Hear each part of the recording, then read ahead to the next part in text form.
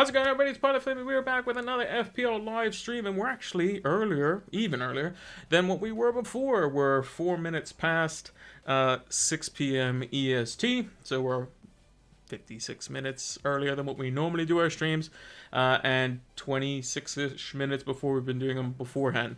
Doing a little bit earlier now. I'm going to try to see if I can do them a little bit earlier if I have to do them during the middle of the week. And what better time to do a preview stream for Game Week 28, because Game Week 27 has concluded. Burnley assets not doing the greatest this week. It was a double game week for Burnley. It was a blank game week for Chelsea, Liverpool, and Arsenal. And there was a wide spread of points, I would say, depending on certain players if you had them. Other players not doing so much that we really needed them to do so. I only ended up with 9 players out there. I did get 2 fixtures out of Veghorst, though. So technically I had 10 fixtures, but only from 9 players. But we'll take a look at how the team did. We'll also take a look at our predictions and differential picks, as we normally do for this game week. And we'll also take a look at some potential fixture changes, which we'll do a video on to clarify everything once basically all the main FA Cup fixtures conclude on Thursday. I'm going to put a video out for that as well and talk about wildcards and free hits and that sort of stuff in it. An all-inclusive type of video for that one. I've been waiting for the FA Cup fixtures to do one like that in recent weeks. And we have a table that can kind of guide us through so we can kind of see how that's going to pan out. With the FA Cup fixtures, there is one like the following Monday, but it's like Huddersfield playing not a Premier League team, basically, so it's not going to impact anything. But we do have a preliminary double game week that we need to talk about as well, with Chelsea and Norwich potentially going into double game week 28, which is this coming week. But that all depends on the FA Cup fixtures tomorrow, so we'll take a look at that as well. We'll take a look at our potential transfers for the week. We'll look at FPL.team and how we can schedule some stuff. Actually, I'm going to bring it up as we speak here. They've got some new features on the site as well, which also helps out for your planning. And yeah, it's a fantastic site, so we'll take a look at that as well. But what's also a fantastic site is Fantasy Football Scout. So let's talk about that just before we get going. So, Fantasy Football Scout, fantastic. We're going to take a look at some of the tables on the deadline stream as we normally do. But yeah, I have some tables in there. They're all public for any members in there, like the captaincy table, the Whipping Boys table, all the normal tables that we normally do, the goals imminent table. And you can create your own tables as well as look at heat maps and the season ticker and all that sort of stuff. And we can take a look at those things whenever we want. It doesn't matter if you got the preseason offer, which they normally give, which is 20% off. And if you get it through the regular season, then it's just $5 or £5 more, end up being £25 for the whole season. But you still get the same content no matter what. They got a new beta area as well for the members area, a new beta for that. And it's fantastic. I like the older one personally. That's just because I just like to stick with what I know, but it does also look fantastic, and they have some new features in there as well. So make sure to check that out. Link is in the About section or in the description if you're watching this VOD over on YouTube. So now, without further ado, let's see how the team did for Game Week 27. So, this is the team up on the screen. We got a red arrow this week. It was half expected for the most part. I just think that we just needed a couple of players to get something for us. Diaz's clean sheet and a bonus point was one of those things. Watkins getting an assist was good too, or scoring rather. I thought he only just got an assist just because of the fact that he got booked as well. So it looks like he only got an assist and played more than 60 minutes, but yeah, overall not terrible. We didn't lose all our ground from the previous game week, so if we look at our game week history, we're cemented firmly inside the top 10k and have been for the past, since game week 10 we've been inside the top 10k and stayed there, so 17 game weeks or thereabouts. And overall, that's very, very good progress. We've kind of fluctuated in and around the 5K mark. I think that's perfectly fine considering we haven't really expended any chips or anything like that. We've had to take some hits in and around that as well, which worked out last week for sure. definitely helped us out to get that green arrow. Triple captaincy has worked out quite nicely. We still have our free hit, which most managers now will only have one free hit. Most managers, at least, will only have one free hit. Because a lot of managers would have played it in this game week in 27. Also, we have the free hit for game week 30 if we need it, or for further down the line. We have the wild card and the bench boost still to come as well, so we can work around that as well. And we also have 2 free transfers this week, which is fantastic. So that was another reason why I was kind of half, hoping the red arrow wasn't going to be as bad. So we only our rank's going to be around like 4,200. So overall, over the last 2 game weeks, we gained a net of 1,000 places or thereabouts. So I'm perfectly okay with that. Our goal from this position is to see if we can get into the top 1K by the end of the season. That's what I'm hoping to do. So hopefully we can do that. I know I've been way higher. I've been up to 200 and something, but top 1K would be fantastic. Top 5K is would be pretty solid from where we are right now. Be about where we are. Outside the top 10K, don't even want to think about that. Definitely want to be inside the top 10K. Want to definitely be inside the top 5K, and top 1,000 is the goal from this initial position. Anything better than that would be fantastic as well. So De Gea with the clean sheet. Thought it was fine. If you picked Harry Maguire, I'm sorry. If you picked Diego Dalot, I'm sorry as well. But those players were, I don't know what's going wrong with Dalot. I thought he was playing fine, and then he's just been dropped for like 3 games basically. Maguire deserved to be dropped, so if you picked him, I'm not really sure why you would pick him. But yeah, I guess past managers have shown that they don't really rotate much, but it was necessary in my opinion. If you went with Southampton, fantastic. I think one of our picks for this week was a Southampton differential, so good on that as well. Double City defense paid off for us. If you had double City defense and Phil Foden, you were looking great. Cancelo and Diaz getting clean sheets on that front. Diaz ended up getting a bonus point in that. Cancelo picking up all 3 bonus points. Disappointing, though, from pretty much the rest of the team. So we knew that Smith Rowe obviously wasn't going to play. We just put him in the team because it looks a little nicer with having all the Liverpool on the bench. Aït-Nouri did not play. 0 points. Not ideal. Half expected that. Bowen and Coutinho just getting the 3 points between them with their clean sheet points. Bowen had a chance to score. Coutinho was kind of a bit on the periphery. Not ideal. Rafinha, again, nothing really for him there. And Weghorst was a disappointment this week with 2 fixtures. Leicester played really, really well, as did Palace. On paper, fixtures where set pieces could be quite good. But all things considered, nothing really doing there, to be honest. And then Watkins as well. Watkins getting himself a goal, but he got booked because for some reason Watkins just seems to get booked for needless challenges. Can be quite frustrating. He's probably going to go after this week, after the double gaming potentially. So we'll have to wait and see on that front. But overall, better than probably what I expected, basically. When I saw Coutinho blank, and I saw Rafinha blank, and Bowen blanked, and the players that I would have had in my team, but the free hitters might not have had them, I was thinking, oh, well, here we go. But the City double clean sheet helped me out, even though they probably should have had a penalty against them. Everton definitely deserved a penalty, in my opinion. And then the captaincy did not deliver either, with Weghorst being the double game week player. But we did get away with the fact that, Burnley's clean sheets didn't come to pass. So let's actually take a look at that as well. We can take a look at our predictions in the meantime, at the same time, rather. So here's the tweet. Let me see if I can maneuver it. There we go. Let me just shimmy it a little bit. There we go.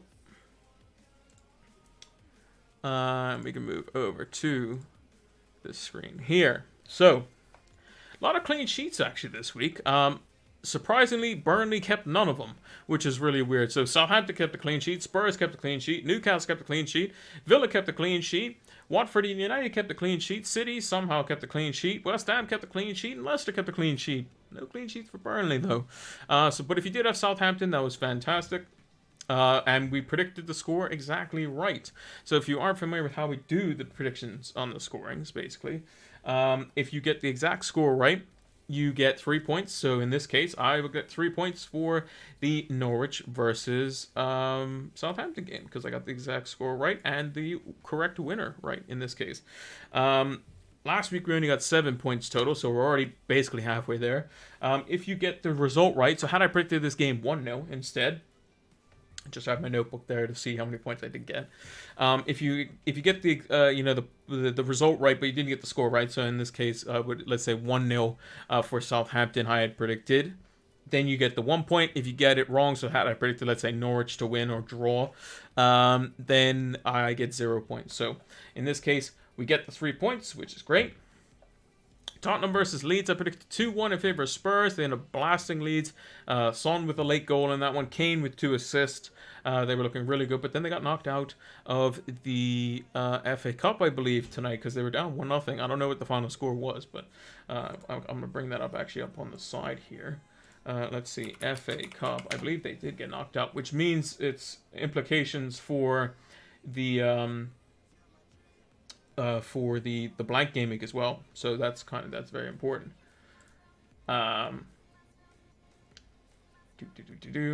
Right, so we get the 1 point for that. Newcastle versus Brentford. Brentford with the red card. It was a bad, the contact was bad. Plain and simple, the contact was bad, but I think he's trying to go for the ball, and he just he has to put his foot down. He happens to put it down in a very dangerous spot. I guess with VAR they're going to scrutinize that, but I mean, then you have a situation where VAR doesn't work, where Rodri doesn't get called for a handball or something. It just makes no sense for that sort of stuff. But Newcastle predicted 2-1, ended up being 2-0, so we get the 1 point there. Villa versus Brighton, I predicted 1-1. Actually, Villa getting the win in this one, pretty comfortable, all things considered. Brighton are on a bit of a slide, so we got no points there. Crystal Palace versus Burnley, we got exactly right, 1-1, which is great.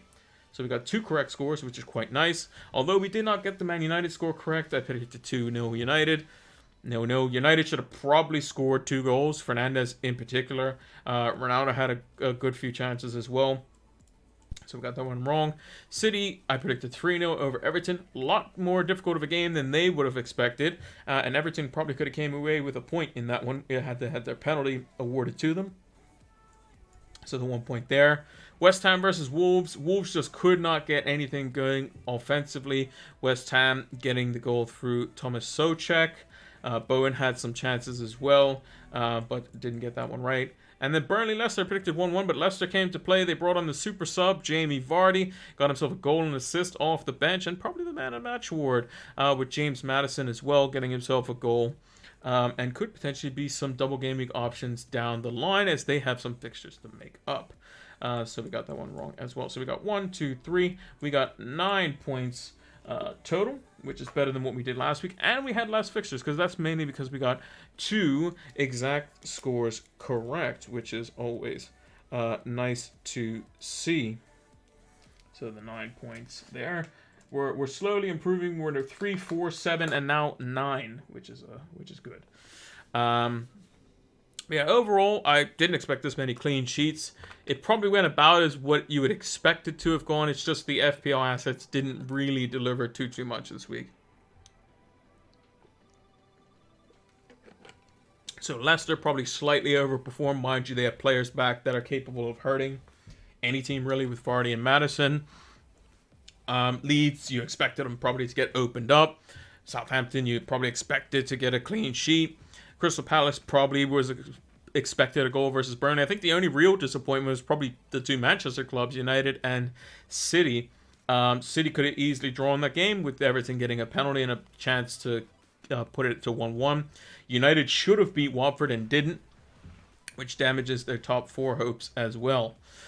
So not ideal for the 2 Manchester clubs, but City come away with 3 points. United don't. So that is something to consider. Now, game week 28, a big double game week. This double game week is for the following teams. You have a double for Spurs. You have a double for... do you have a double for Spurs? No, you don't. Spurs is next week. You have a double for Southampton, Newcastle, Wolves, Watford, Leeds, and Aston Villa. Aston Villa have a double at home to Southampton and away to Leeds. Leeds have a away fixture to Leicester and a home fixture to Villa.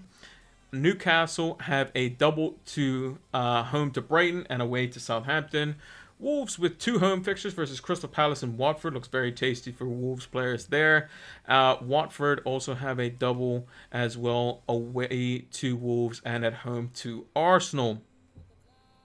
So yeah, very, very nice double game week fixtures for the some might say some relegation teams or middle of the pack teams or bottom half of the table teams, whatever you want to call them. But it is a double game week nonetheless, and there's some good FPL assets in there that could be quite nice. Also, big game of the week as well, the Manchester Derby. And we also have Arsenal in action on the same day with Liverpool playing West Ham, another top 4 contender in action on the Saturday. So a lot to play for this weekend. However, there is a double game week on here that might not necessarily be seen yet, and that is because the FA Cup fixtures could change that. So the Premier League have announced that if there is a situation where Norwich and Chelsea or either or go through in the FA Cup, so if Chelsea beat, I believe it's they play, let me just double check this. I'm just going to bring up the official thing here.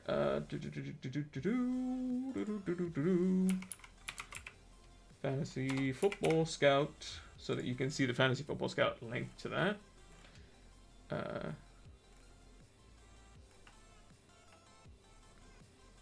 Also, they have a link for the confirmed blanks as well, but we'll go over those in a bit.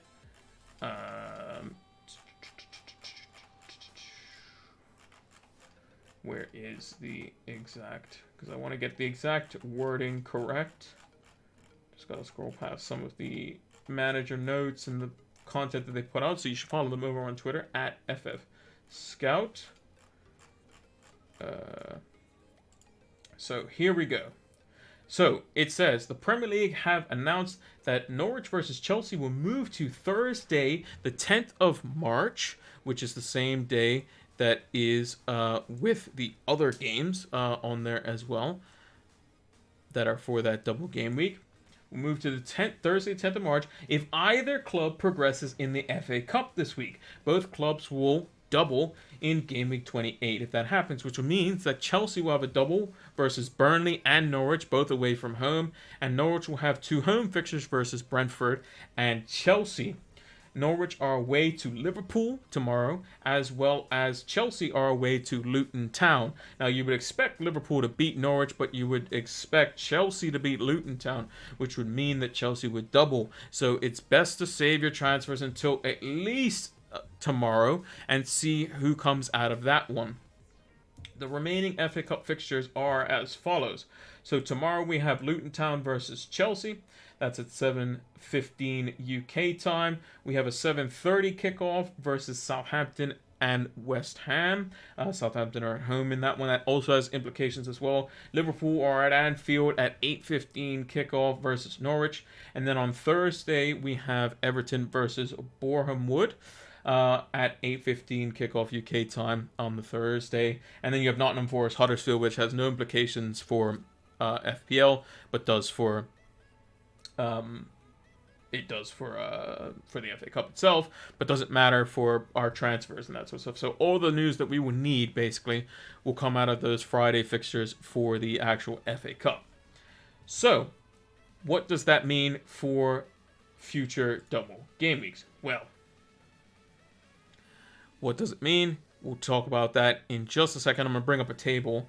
In terms of the picks that we had for differential picks, Man City, because I forgot to do them. Clean sheet. Yep, got it. Forster kept a clean sheet. Good. Ben Mee, no. And he came off injured in the second game. Sancho, no. And Weghorst, no. So we got 2 out of 5 for that one. So pretty good on the prediction, getting the scores right. We got more than half the actual results right in that one, which is always nice. We got 2 exact scores, which is quite good. So we'll close that. So let's move over to the table that we have here. So I'm going to make this a little bit larger here so we can see that. So this was the table before things or after things finished up tonight. So any team that is in this like grayish color, they are out of the FA Cup. They're out of the FA Cup, and there's a chance that that fixture could get blanked, or it could stay in game week 30, because that is when the round of 8, the quarterfinals, round 6, whatever you want to call it, in game week 30. That's when those fixtures take place on that weekend. The teams that are in this like dark red they are 100% going to blank in that game week. So Man City and Brighton guaranteed to have a blank in that game week. Newcastle and Crystal Palace guaranteed to have a blank in that game week because they'll be playing their FA Cup fixture. And then the fixtures in like the green down the bottom, or whatever the color is here, color deficient, so I don't know, but this one down here, the Leicester versus Brentford, Wolves versus Leeds, Arsenal versus Aston Villa. Those fixtures are 100% in game week 30. I'm going to say game week 13. Don't want to go back. Want to go forward. They're going to be in the blank game week. So that is what is being projected. And then Ben Krellin, shout out Ben Krellin. You can see here, he's the one who created the table on Twitter. So here are the conditions for if the fixture is going to blank. So if Everton were to lose versus Boreham Wood on Thursday, Everton versus Watford would be in game week 30. So if you have Everton and Watford players and you want that fixture to go through, you want Everton to lose in that fixture. If you want Liverpool versus Manchester United to be in game week 30, you want Norwich to beat Liverpool. If you don't want it to be in there, you want Liverpool to win. So the likelihood is Everton will win, Liverpool will win, Chelsea will win. Southampton will probably lose to West Ham. And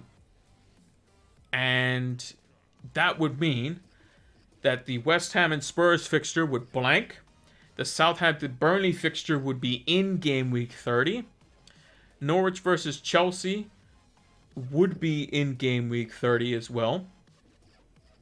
Liverpool versus United would blank. And Watford versus Everton would blank. So this fixture here was basically put in there, is going to be put into, or this fixture, sorry, this Norwich versus Chelsea fixture won't be in there, unless the conditions are met where neither team progresses through.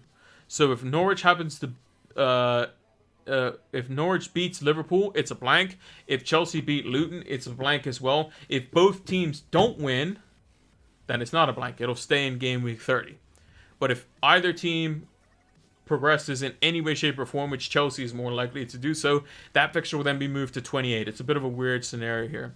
So the likelihood is the teams that will be playing in game week 30 will be Villa, Arsenal, Wolves, Leeds, Leicester, Brentford, Burnley, Southampton, because West Ham, you would say, is probably favored to beat Southampton in their fixture. And then those would be the 4 fixtures, basically. You would have those 4 fixtures. Any players from Burnley, Southampton, Leicester, Brentford, Wolves, Leeds, Aston Villa, Arsenal. Those would be the 4 fixtures in blank game week 30. And then you would also have the Chelsea fixture being a double with Norwich in game week 28. So, bit of a weird one, but I'll definitely go over it in much more detail in our video on Thursday once all those fixtures have been played out, and then we can see how things work out and how things shake out. And also, Ben Krellin will probably, have a nice table for us, which will be up to date as well with all those fixtures, and he'll be able to basically say, like, these fixtures are there, these fixtures aren't. And this happens every season with the FA Cup. Those fixtures always blank, and those fixtures that do blank, typically, they go into game week 36, which is the big blank, the big, like, rearrangement of blanks in for the FA Cup. Because that is a free midweek that all the teams have during that time.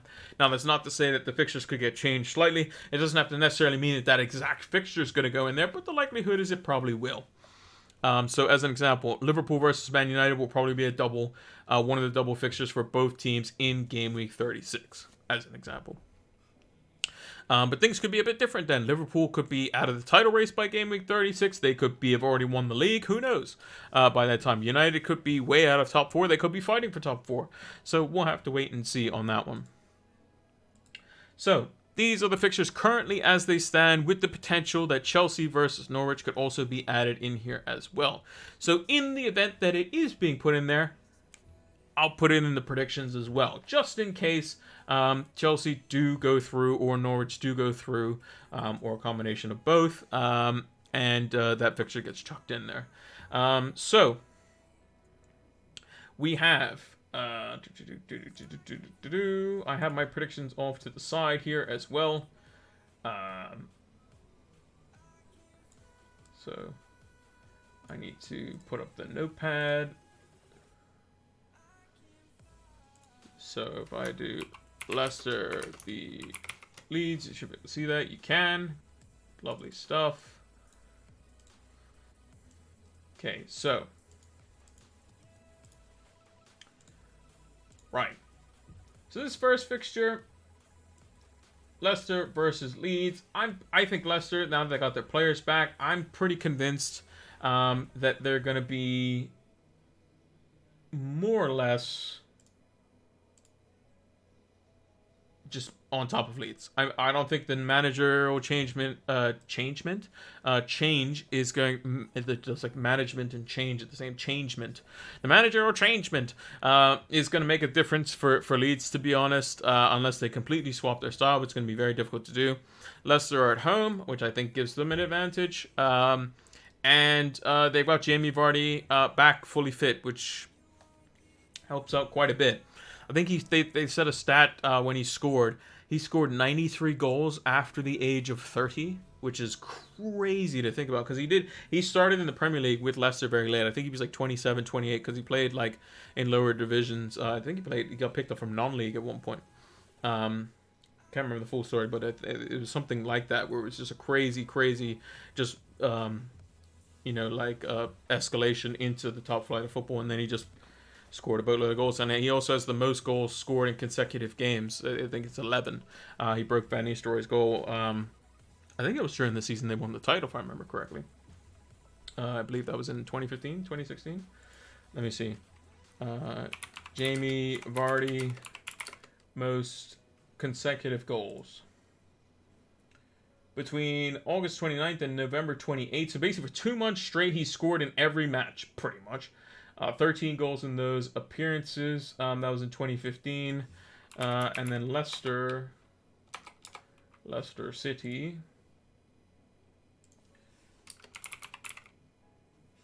When did Leicester win the Premier League?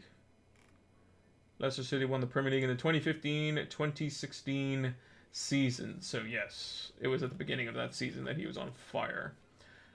They also had N'Golo Kanté and Riyad Mahrez during that time. So yeah. I'm going with a 32-1. That'd be a bit harsh on Leeds. 3-1. I think Leicester are good enough to win in this one. I think they'll win quite comfortably. Jamie Vardy being back helps them out a lot. Maddison being in the team. Lookman's looked a very good player as well. Barnes is back. If they can just keep their defense shored up, then they might be able to get a decent finish, maybe in the top 8. If they're able to turn it around. But right now, the points are down, but they need to start picking up some points to get themselves back into where they were last season. Moving on to Villa versus Southampton, two of the teams that double in this game week.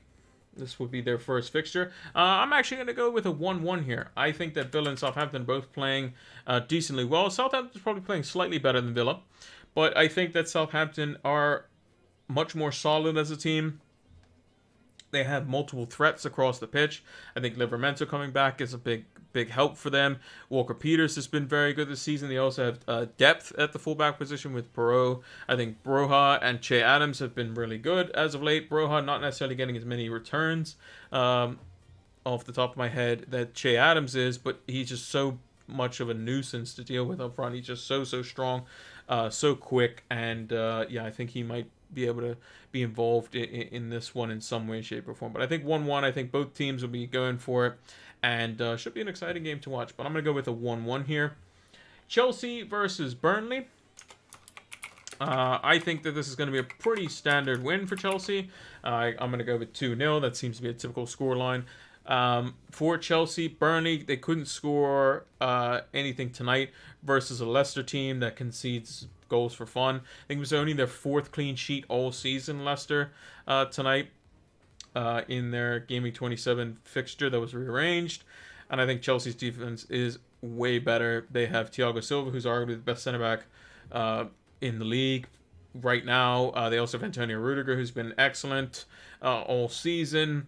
Reece James is back as well. It's just they got to put the ball in the back of the net, but I think they'll do so. I think they have the players to create those chances. I think Reece James being back is a big help to Romelu Lukaku, who's been struggling up front. So maybe that connection can be reestablished, and then we might see what happened basically several weeks back when Lukaku burst onto the scene versus Arsenal when he got a brace. Moving into the what we got next. We got Newcastle versus Brighton. I think Brighton's form hasn't been great recently, and I don't think they're going to pick up any points in this one either. I'm going to go with the 2-1 win in favor of Newcastle. Newcastle at home seems to be a little bit of a fortress now. 7 unbeaten for Eddie Howe and the Magpies. I think that they're doing quite well for themselves. If they can get Chris Wood off the mark and scoring, they should have no problem with a decent enough finish this season. I think they're making their way up the table, and they might even somehow make it into the top half by the end of the season if they keep up this form. But Newcastle at home, I wouldn't want to be playing them right now. They are very good, and they only can get better with the players, that they have, coming back potentially from longer term injuries, like the likes of Kieran Trippier, who was fantastic when he started, as well as Callum Wilson, and new signings like Dan Burn and Target, and Guimaraes, who hasn't played too much. He could be very solid in front of the defense as well.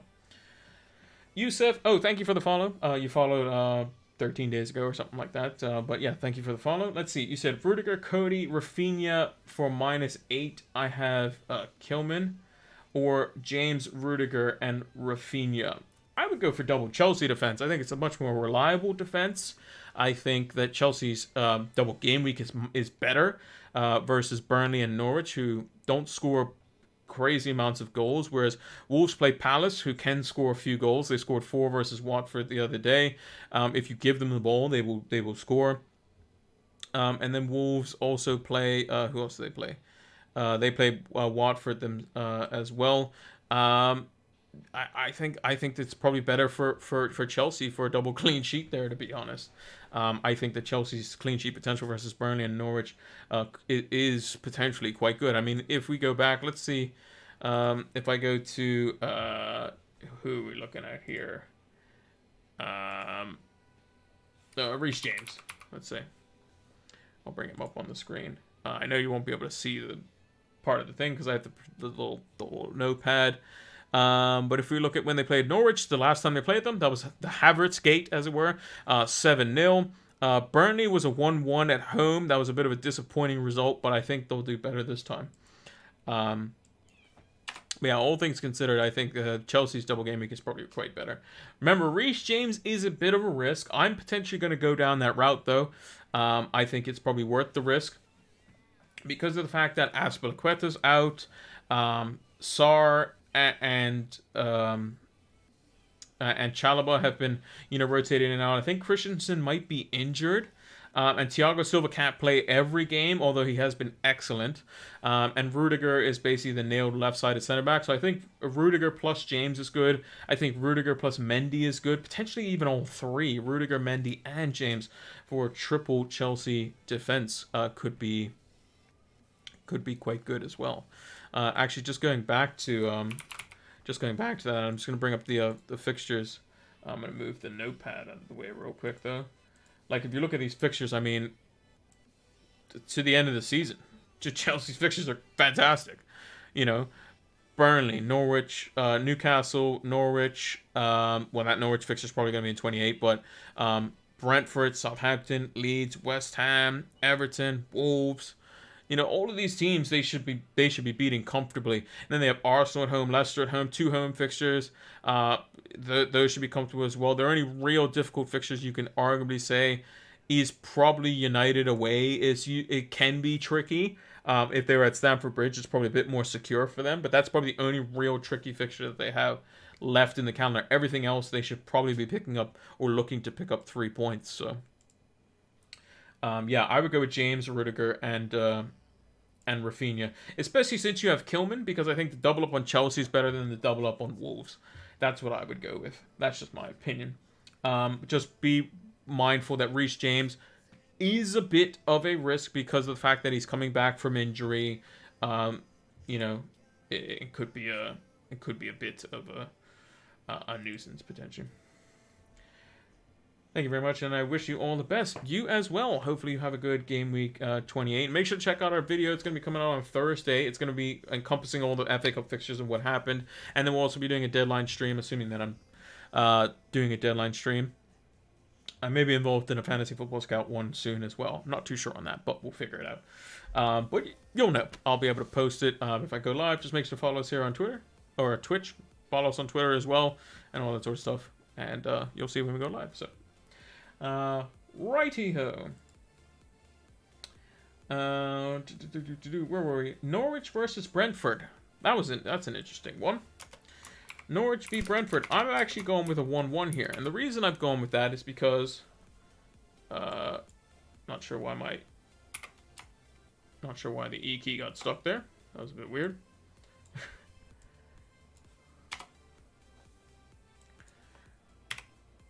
Yeah, not really sure. Keyboard just bugged out a bit there. Not really sure what happened. But Norwich versus Brentford. I think that it should be a straightforward game for Brentford, but I think that it's probably not going to be, to be honest. I think that Norwich are going to be trying to get 3 points here. I think that they're going to be looking for anything that they can get, and I think that Brentford haven't been performing as of late. I think maybe Eriksson can help them out, although, again, coming off such a long layoff due to the seriousness of his condition, it might be difficult. You can't be playing him 90 minutes, I don't think, as well, so you can't rely on him. Ivan Toney's coming back from injury as well. Maybe that gives them a boost. I'm a bit hopeful here for Norwich. I think they get a point out of this one. I'm going to go with a 1-1. Moving into Wolves versus Crystal Palace. Same scoreline. I've gone with a 1-1 as well. I just think that Wolves have been leaking goals a little bit. I think Palace are at least good for a goal here. Wolves are a little bit trickier at home, so they probably won't concede as many. But I've gone with the 1-1 here. Super defense versus super attack, I guess. In that sense, Crystal Palace will definitely come to attack. Wolves will want to sit back and give Palace the ball because that's what they typically do. That's just kind of their identity, as it were. Liverpool v West Ham, coming off their Carabao Cup win, which could spur them on for bigger and better trophies as well this season. I've gone with a 2-1. I think West Ham will probably just nick one. I think Liverpool are potentially susceptible to some kind of goal on the break with Bowen and Antonio. Maybe a set-piece goal of some kind. And Liverpool, they should be... It'll be 2-1 or 3-1. It'll probably be closer game. But I think that Liverpool ultimately get the job done at Anfield. Watford versus Arsenal. I've gone with a 1-0 in favor of Arsenal. I think that they don't typically score too many goals.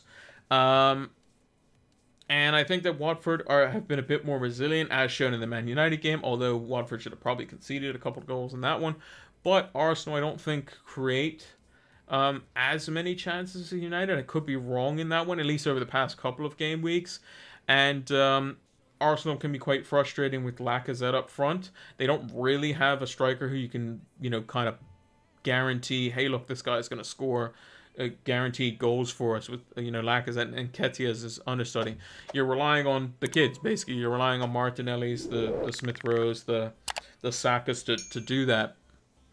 And Lacazette kind of feeds into that. So if he does that, then they should have no problems. It is Watford. And then Arsenal will go ahead of United, even if United get a draw versus City. And they'll have like 3 games at hand or something crazy like that. So we shall see on that one. Watford should be winning this. Not Watford. Arsenal should be winning this game. I'm going to go with 1-0.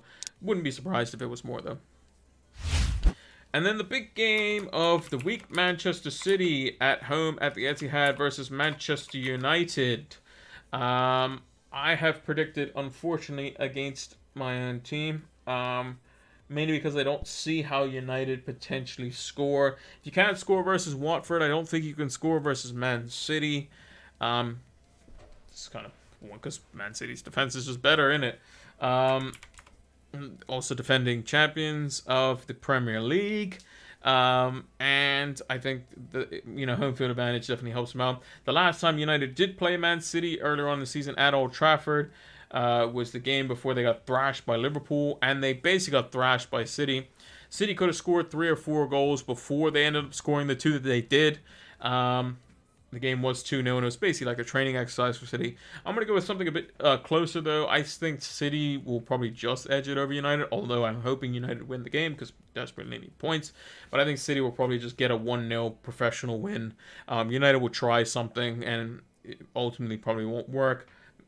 Probably most common thing would be a 1-1 or a 0-0, but I think City probably get one and hang on. To be honest, although I want United to get 3 points badly. So prove me wrong, United. Prove me wrong.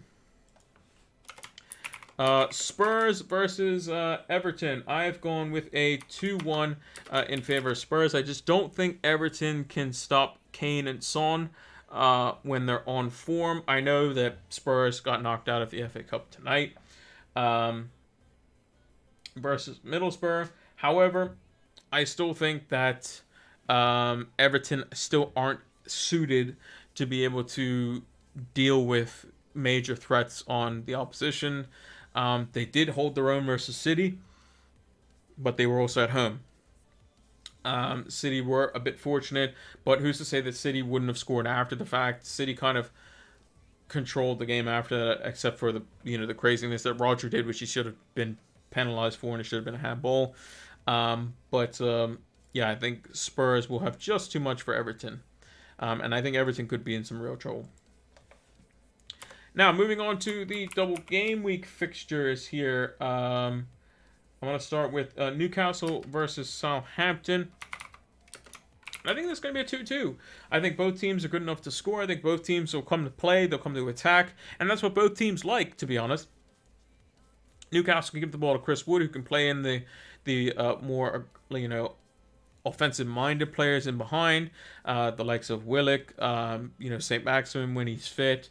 Fraser likes to get involved. And then with Southampton, they're also very good in the transition with Elianusi, Livramento, Walker-Peters. Broja's rapid as well. Jay Adams gets about the pitch and can hold the ball up well. So we might see some quick transitional play in this one. So it's going to be I really like this game. I think this is probably potentially a better game, one of the best games, if not the best game out of like the non-big teams this week. So it could be very interesting.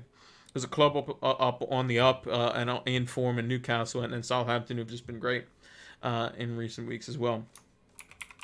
Wolves v Watford. I've just gone with a typical 1-0. Usually when Wolves are at home versus a weaker team, they typically just get the result, right? Just a 1-0. Although they have been conceding recently, but I just don't think Watford are very good up front.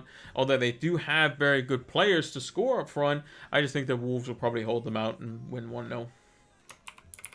And then Leeds versus Villa. I think Villa are good enough to carve them open. I don't think this appointment of Jesse Marsch is going to help Leeds out at all. I think they just need to basically stick with the same game plan. Outscore your opponent or completely change the play style. Excuse me. Either completely change the play style to something completely different, which is going to be difficult to do, or just keep at it, and then hopefully you can get some players back and start scoring some goals.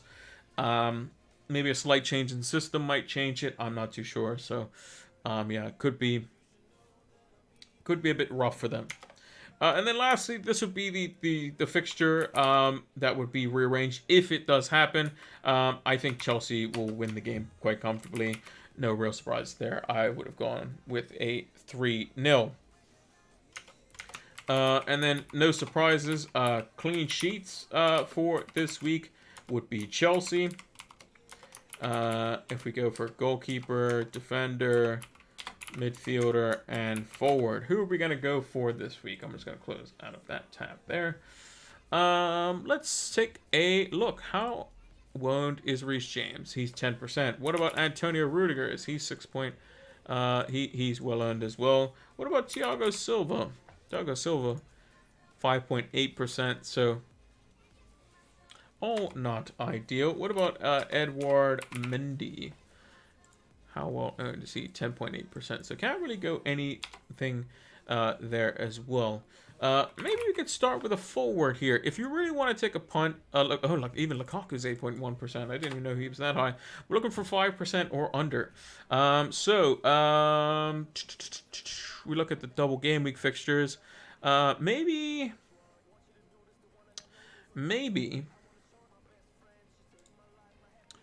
How well earned is Martinez? He's surely going down, right? Oh, still 12%. Okay. I'm just going to go with Martinez anyway, just because of the fact that, you know, goalkeepers are harder to get under 5% anyway. Aston Villa, 5.5% owned. I think Martinez could be quite good. He makes a lot of saves. He's going to be going up against the likes of Leeds and Southampton, who will have attempts on goal, and I think he could potentially make a few saves. Could keep a clean sheet versus Leeds, I think, as well. Even though I haven't slated Villa for clean sheets in either of their matches, definitely possible. Martinez is a good shot stopper. In defense, who are we going to go with this week?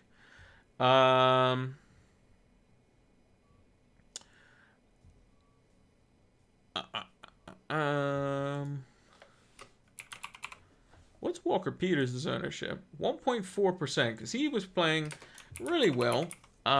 Magnus Carlsen went him on his free hit, I believe. But I think his double game week is better than what people might think. Aston Villa and Newcastle also has Watford, Burnley, and Leeds afterwards. Could be a very good, shrewd pick. I'm going to put...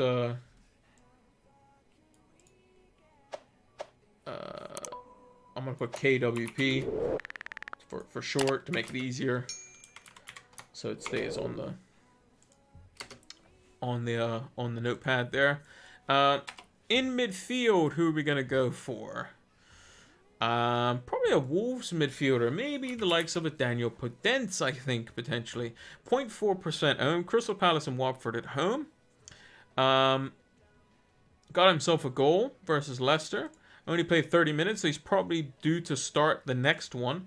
Let's go for a Podence for Wolves, and he was 0.4% owned. I believe he also was brought in by Magnus Carlsen as well, so very... and he's only 5.5 million, so cheap midfielder.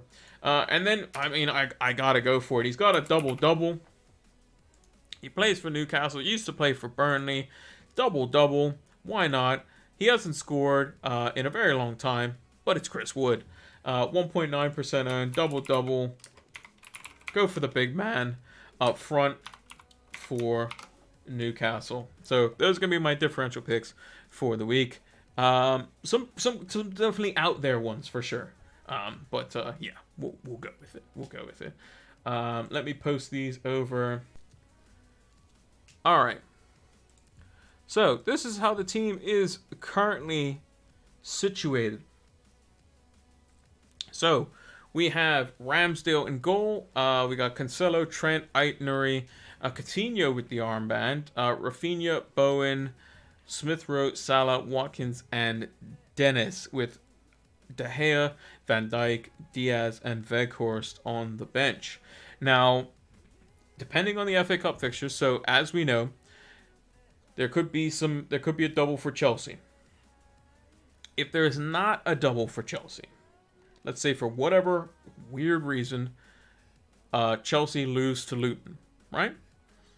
What we would do. Also, this is a FPL.team as well. You can add the triple captaincy chip. You can add the bench boost chip. It's really, really cool. Also, if you see I put Ramsdale in, I go to next, and then I go back.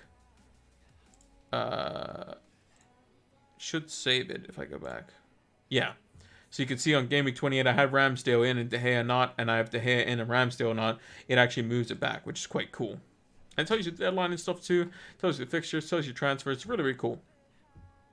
So the players I would currently play would be Salah would come in for Bowen. Trent would come in for Diaz. I'm not sure. I would probably play Cancelo over Van Dijk, probably. Weghorst might play. Coutinho I would probably have as my captain. And that's how I would have it. But I have 2 free transfers. If Chelsea was not going to get a double game week, what I would do is I would do Weghorst out for Armando Broja. And I would then also get rid of... who is my other potential transfer? It was going to be... I think I was going to do Bowen to... an Arsenal mid. I think I was going to go like Martinelli or something like that. And then I would play Martinelli over Smith Rowe because I think Martinelli's more likely to start than Smith Rowe is. Because Martinelli just seems to start every game. And I would have the captaincy on Coutinho, and I probably have the vice captaincy on Broja. Now, if Chelsea do get a double, that changes things. I wouldn't go that at all. So I got a little reset button there. Resets everything back, which is quite a neat little feature that they've just recently added as well. You can also see the amount of money down here as well. So we'd have Ramsdale in goal. We'd have Salah in there. We'd have Trent in there. Van Dijk would be second sub. What we would do is we would get rid of David De Gea. We would bring in Edouard Mendy, who would have a double. We put him in instead of Ramsdale. We would get rid of Virgil van Dijk. We would bring in Antonio Rudiger. We would also get rid of Diaz for a hit, and we would bring in Reece James. And this would allow us to play, instead of Smith Rowe, we play Rudiger. And instead of Weghorst, we would play Reece James. So we'd have 5 at the back. We'd probably captain Reece James or Antonio Rudiger. It would also allow us to save Weghorst for potential doubles down the line and just hide him behind in some fixtures. Because he's probably going, he has a fixture in 29 versus Brentford, which is fine. So that would be for -4, and you can see the transfers there. It would also free up our Liverpool spot for the following week. The question is, would I play Smith Rowe over Cancelo? If there was an inclination that maybe Smith Rowe was going to play, then maybe. But I'd probably put the vice captaincy on. I'd have to put it on somebody different, but I'd probably just put on Rudiger anyway. So yeah, then the following week, Chelsea would have a single game week fixture versus Newcastle, which is fine. Salah would get the armband because he has a double game week, and that's just Salah. Bowen comes in for Coutinho. Smith Rowe would come in for Watkins, because although Watkins has 1 fixture, Smith Rowe has 2, and Smith Rowe is likely to play part in both of those fixtures, whether it be off the bench or not. Weghorst would play instead of Ait Nuri. And then we would put in Ramsdale instead of Mendy, because Ramsdale, although he has 2 fixtures versus Leicester and Liverpool, which you would deem to be a little bit more difficult, he does still have 2 fixtures. And we'd have 1, 2, 3, 4 double game weekers. Not too many double game weekers, but the one that we would want. I don't really care too much about Arsenal. Don't really care too much about Newcastle. Don't really care too much about Everton, to be honest. I already have 2 Arsenal anyway. Martinelli's, the Sakas, those sorts of players. I think Leicester and Liverpool could both beat Arsenal, personally. But what we would do is we could get rid of Coutinho, and we'd have 8.7 million, so we can get any Liverpool player we want, apart from Mane. So we'd basically be looking at either Jota or Luis Diaz. So probably Jota would come back in for us, and he would probably play over the likes of Dennis, who has the probably worst out of Bowen, Rafinha, and himself. So that would be our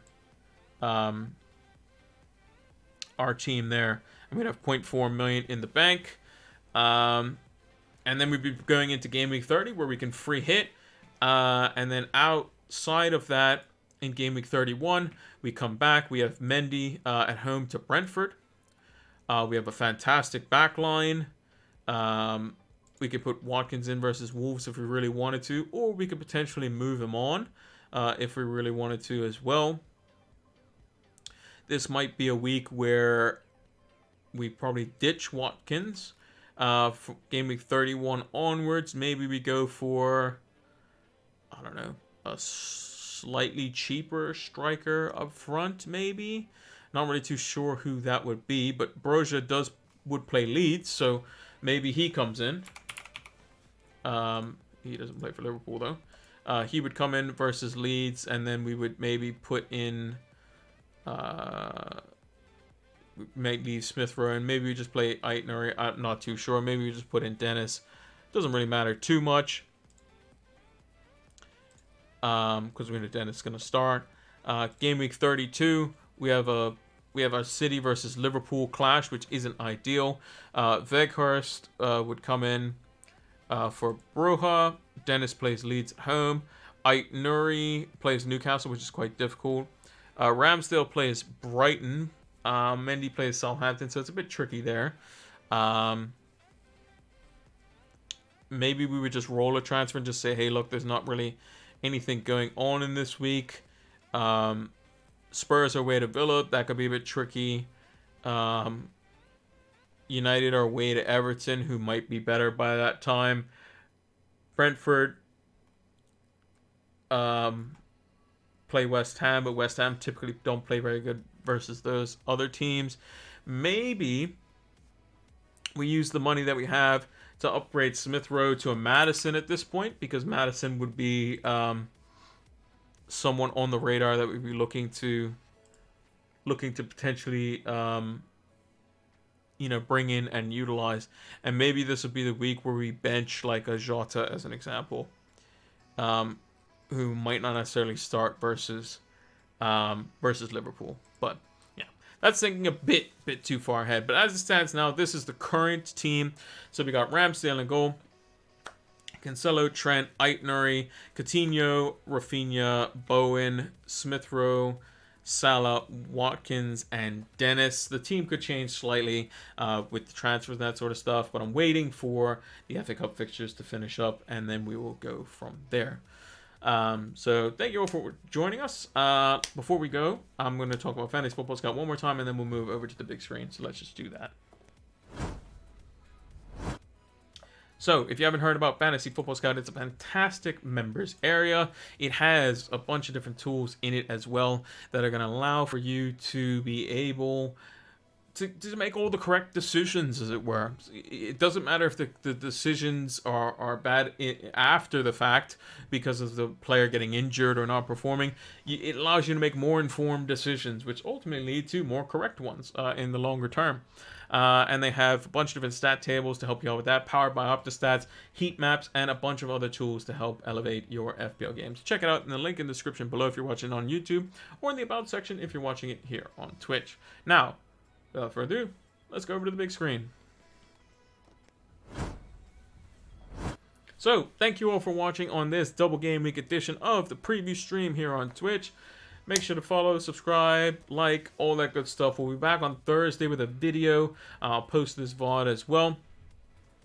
That'll be posted tomorrow.